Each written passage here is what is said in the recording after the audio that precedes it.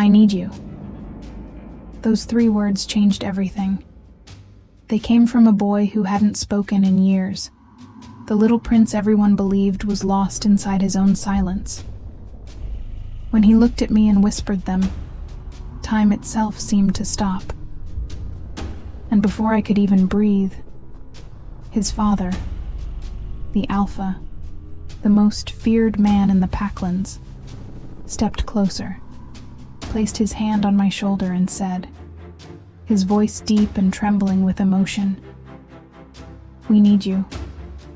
In that moment, I realized it wasn't just the prince I had helped heal. That castle, haunted by grief and shadows, was finally learning how to breathe again. And somehow, I had become a part of it.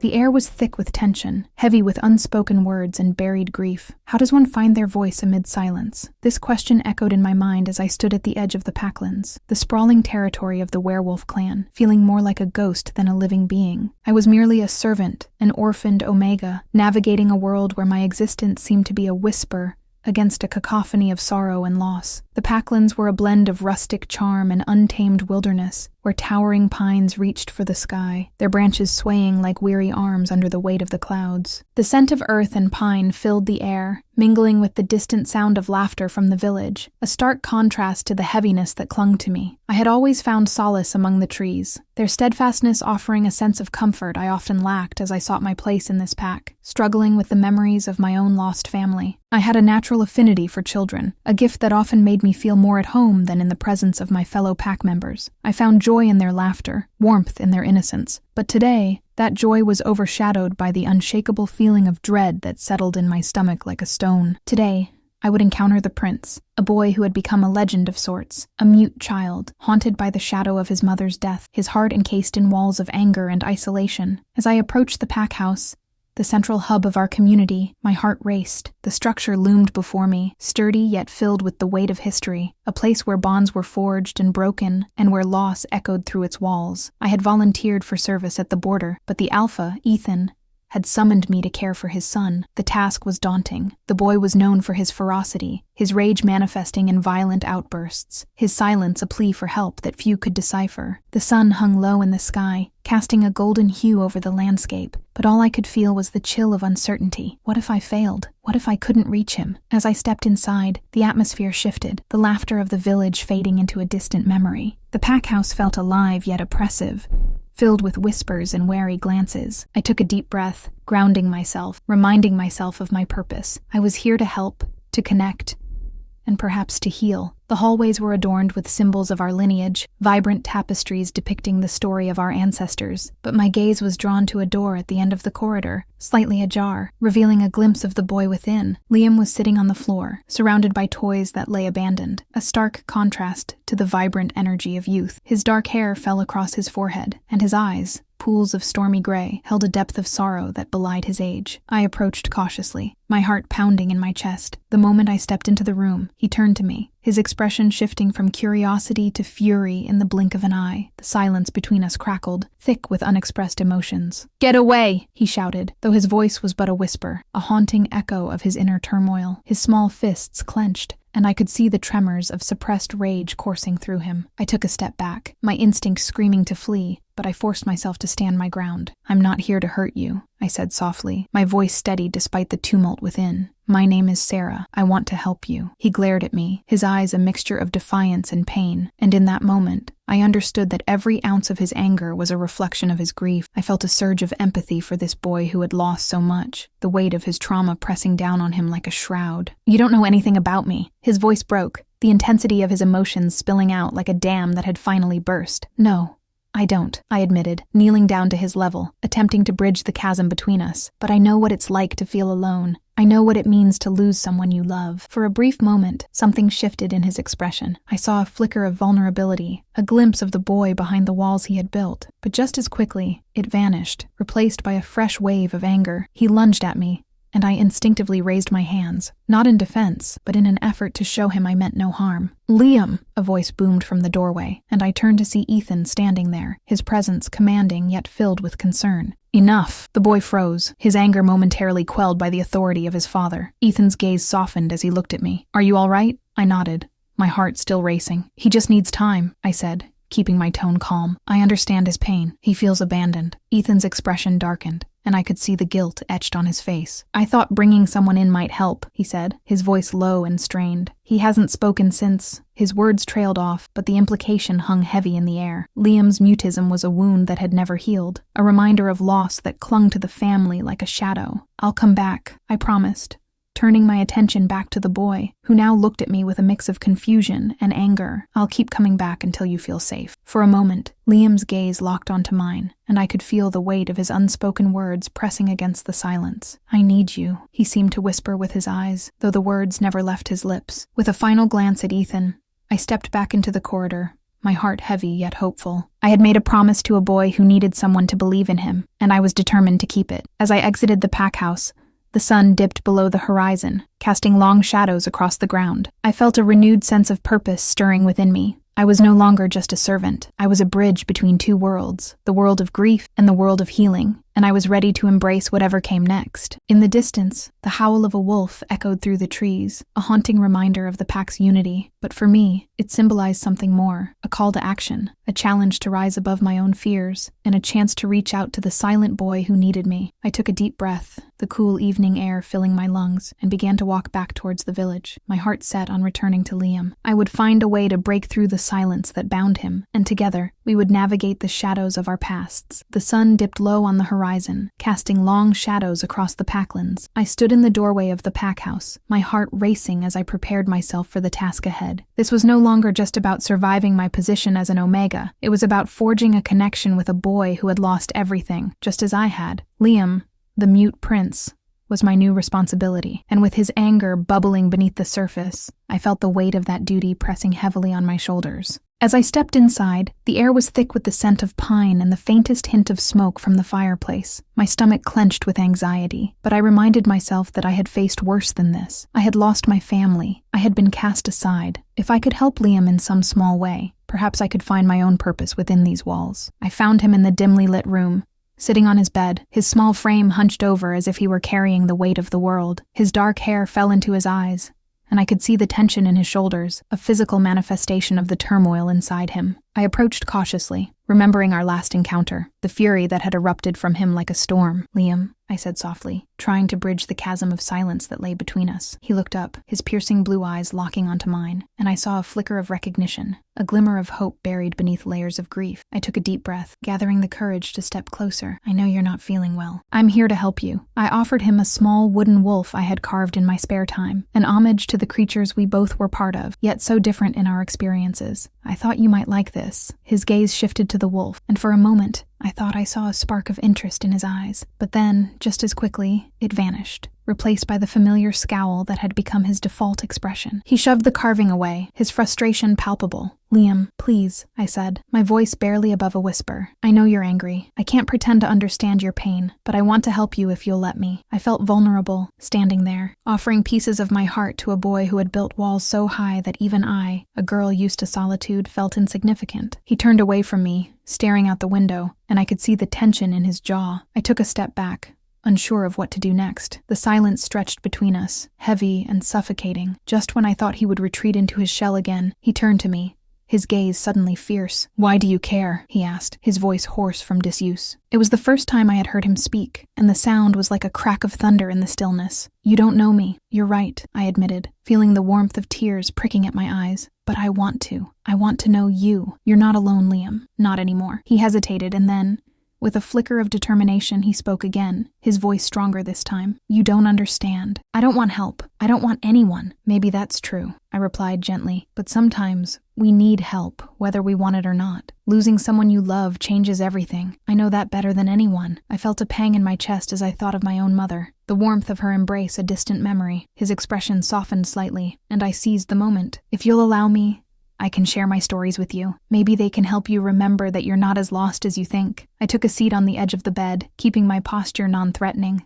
Liam studied me, his dark brows knitting together in contemplation. Finally, he sighed, the tension in his shoulders easing just a fraction. Fine, one story. A smile crept onto my lips. Just one? I'll take it. So I began to share tales from my childhood, stories laced with laughter, mischief, and the bittersweet memories of loss. I spoke of the woods I used to explore, of the wildflowers that grew in abundance, and the games I played with other children before the world had turned dark. To my surprise, Liam listened, his eyes alight with curiosity. He leaned forward, captivated, as if the stories were pulling him out of his isolation, one word at a time. It was a small victory, but one I would cherish. As the days turned into weeks, I continued to visit Liam. Each time, I saw a glimmer of progress. He began to engage more, responding to my stories with nods or slight smiles, although his words remained locked away. I cherished those moments, but my mind was also troubled by the shadow lurking just outside our budding friendship. In the depths of the Packlands, a treachery was brewing. I overheard whispers among the pack members. Unrest simmered like a pot about to boil over. Rumors of betrayal reached my ears, and although I was merely a servant, I could sense the undercurrent of danger lurking beneath the surface. One evening, after a particularly engaging session with Liam, I excused myself to wander the grounds, seeking solace in the fresh air. The moon hung high, illuminating the path ahead. My heart raced as I spotted a small group of warriors gathered near the stables, their voices low and urgent. I lingered in the shadows, unable to resist the pull of curiosity. "Do you think the Alpha suspects anything?" one warrior asked, his eyes darting around as if someone were watching. "No, not yet, but we need to move quickly. If we wait too long,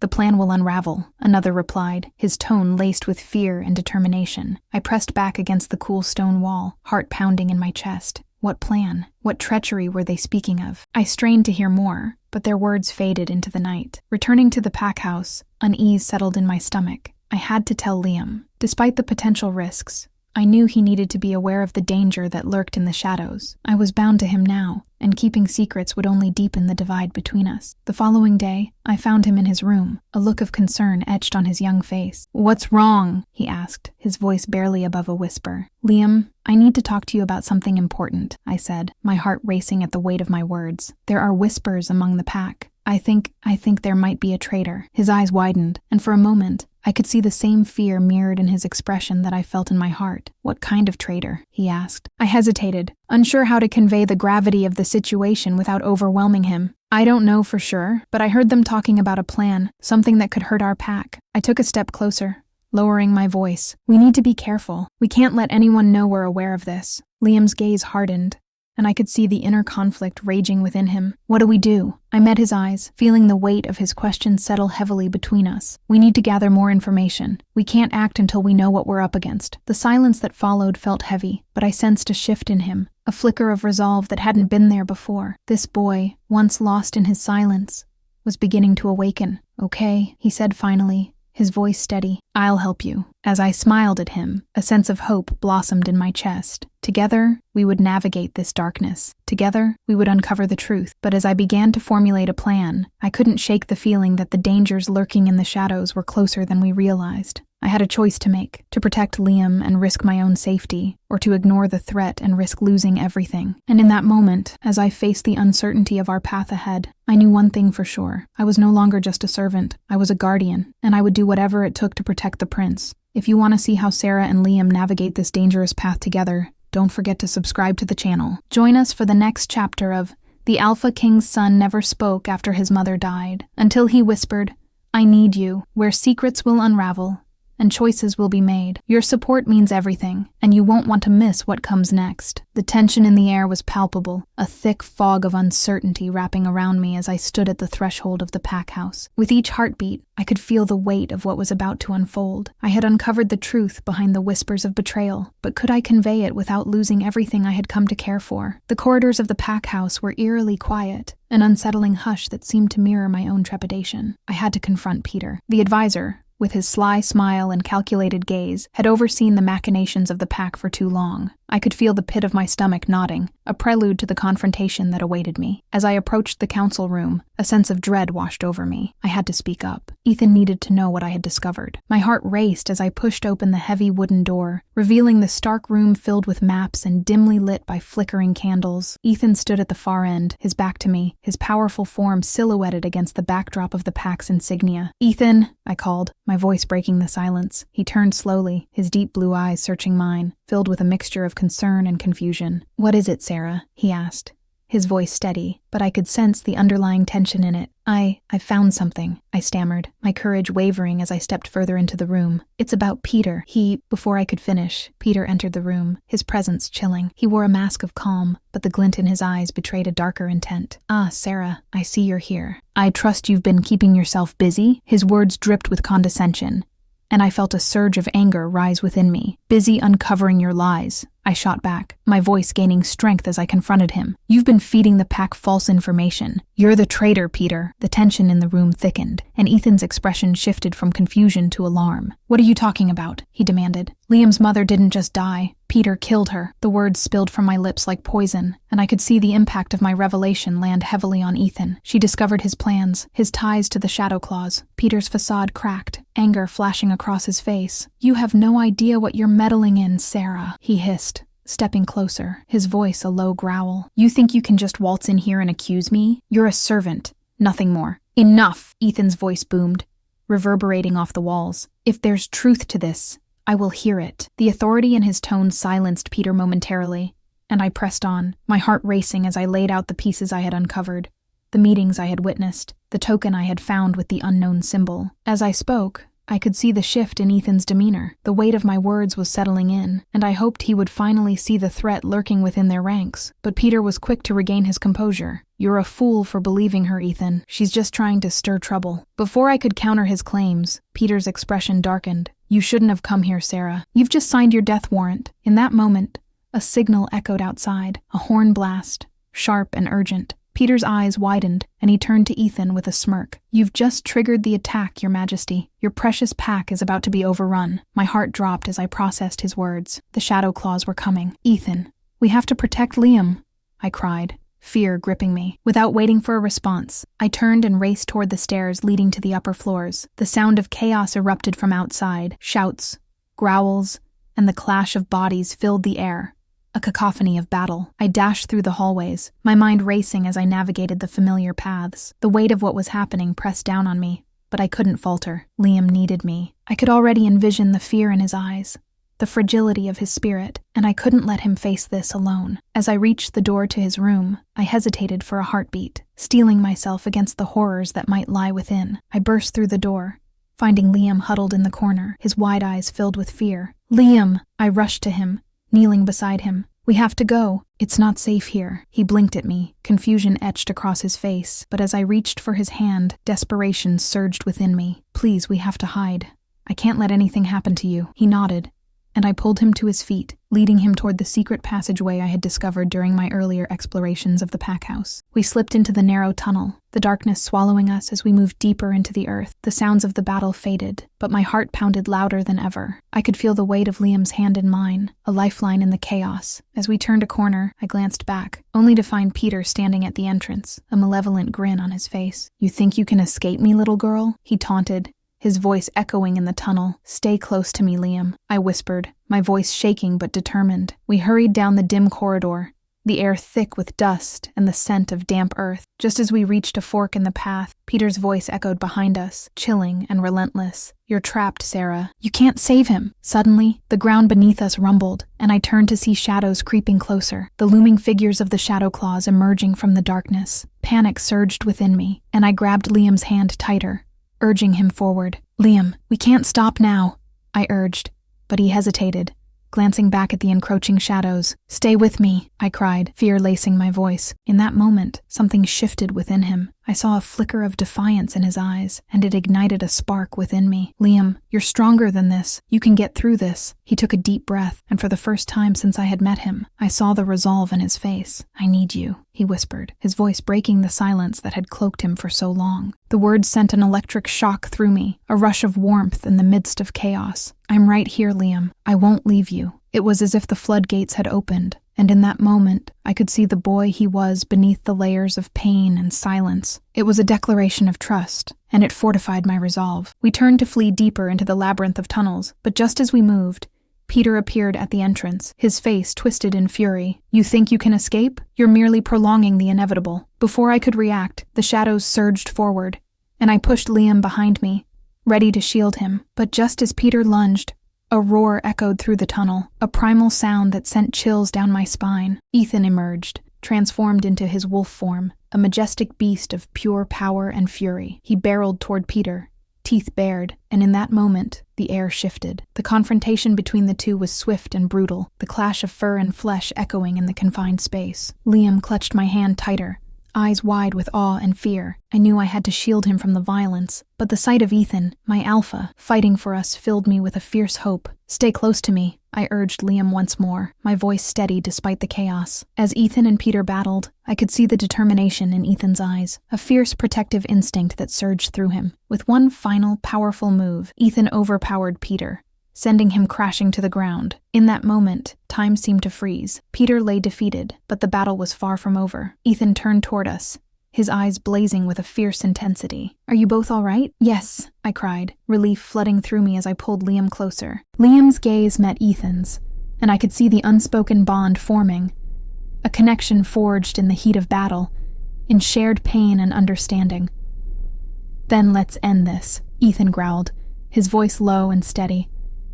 Together, we stepped forward, ready to face whatever shadows lay ahead, united as a family forged by trust, courage, and unbreakable bonds.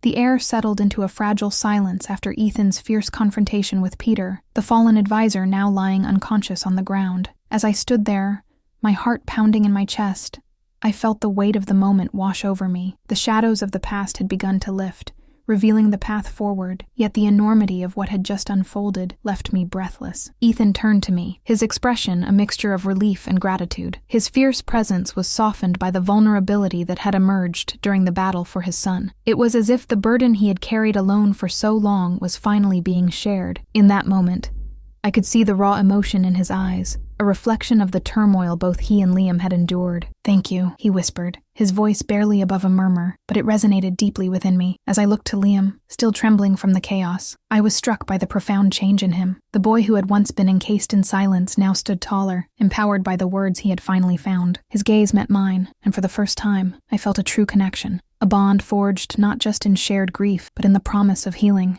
"Let's get you home," I said, kneeling to his height. "You're safe now." He nodded, his eyes shining with unshed tears, and for a fleeting moment, I could see the boy he could become, unburdened by the ghosts of the past. Over the next few weeks, the dynamics within the Packlands shifted. With Peter's betrayal exposed, the pack rallied together, uniting against the threat that had loomed over us. Ethan, now more open and engaged, led with a renewed sense of purpose, determined to protect his family and his pack. As he took on the mantle of leadership, I found myself stepping into a new role alongside him, not just as a servant, but as a trusted confidant and caregiver to Liam. Each day, I spent time with Liam, helping him through his fears and teaching him that vulnerability could be a strength. Together, we explored the woods, shared stories, and even practiced speaking, although he often preferred to express himself through laughter and the joyful sounds of play. The bond we formed was unlike anything I had ever known, and it filled the void within me that had long yearned for connection. One evening, as the sun dipped below the horizon, painting the sky in hues of orange and pink, I found myself sitting beside Ethan on the porch of the pack house. The day had been long, filled with preparations for the upcoming gathering to celebrate our victory, and the new sense of unity among the pack members. "Do you think they'll accept me?" I asked, my voice barely above a whisper, uncertainty creeping into my heart. Ethan turned to me, his expression thoughtful. "You've already won their hearts, Sarah. You showed them what loyalty looks like. More than that, you've shown Liam what it means to trust again." His words brought warmth to my chest, and I felt a flicker of hope ignite within me. Perhaps I could find my place here, not just as an orphaned Omega, but as a vital part of this pack. The gathering night arrived, illuminated by the glow of lanterns hanging from the trees. The atmosphere was charged with excitement and anticipation. As I stood among the pack members, a knot of anxiety twisted in my stomach, but it dissipated as Liam took my hand, squeezing it gently. "Together," he said, his voice filled with determination, a reminder that I was not alone. Ethan stepped forward, commanding attention with his presence. "Tonight, we celebrate not just our victory over betrayal, but the bonds that have been strengthened among us. We honor the memory of those we've lost and embrace those who have come to stand with us. His gaze swept over the crowd, and I felt the weight of his words settle over me. It was a moment of acceptance, a moment where I realized that I had found my place, not just by his side, but within the heart of the pack. As the festivities commenced,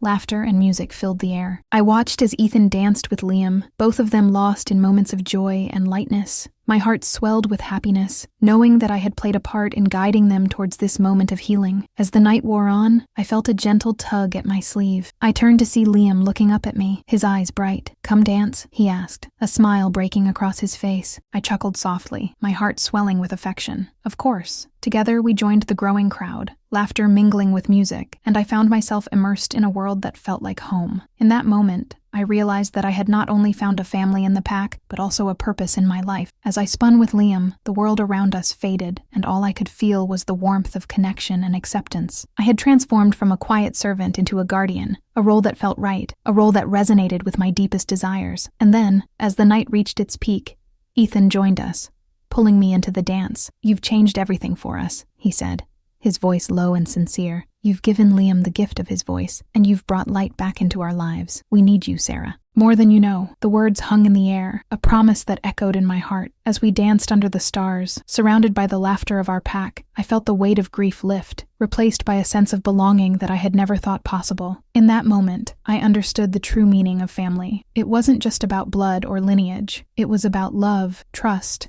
and the bonds we created together. I had carved a space for myself in this world, and it felt like a dream. As the night drew to a close, I looked around at the faces of my pack, each one a testament to resilience, courage, and the power of connection. I felt a swell of gratitude wash over me, and I knew that my journey was just beginning. To those watching, I hope you find the courage to step into your own story, to embrace your voice, and to seek the connections that will fill your life with purpose. If you've enjoyed this journey with us, please consider liking this video, sharing your thoughts in the comments, and subscribing for more stories that inspire. Hit that notification bell so you never miss a moment of adventure. Together, let's continue to grow, to heal, and to celebrate the bonds that make us stronger. Thank you for being part of our journey in the Packlands.